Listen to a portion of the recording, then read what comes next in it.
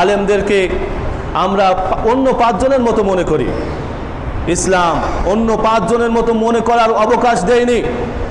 ইসলাম বলে 1000 সাধারণ মুসলমান আর একজন আলেম, আল্লাহর কাছে 1000 সাধারণ মুসলমানের চেয়ে একজন আলেমের গুরুত্ব বেশি।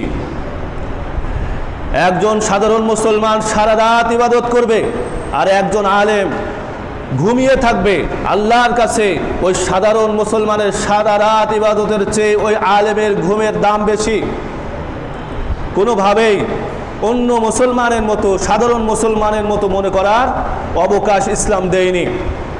আল উলামা ওয়ারাসাতুল আম্বিয়া, আলেমরা নবীদের ওয়ারিস, নবীদের অবর্তমানে তারা তাদের দায়িত্ব পালন করছে। অতএব খুবই সতর্কতা অবলম্বন করতে হবে।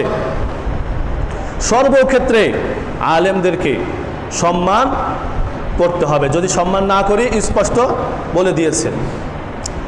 তো তাদেরকে বললেন, বাচ্চাকে বললেন যে তোমার জন্মের সমস্যা না থাকলে তুমি আমাদের সাথে এমন ব্যবহার করতে পারতে না। পরে খোঁজ নিয়ে দেখা গেল হ্যাঁ, আসলে তার জন্মের সমস্যা আছে।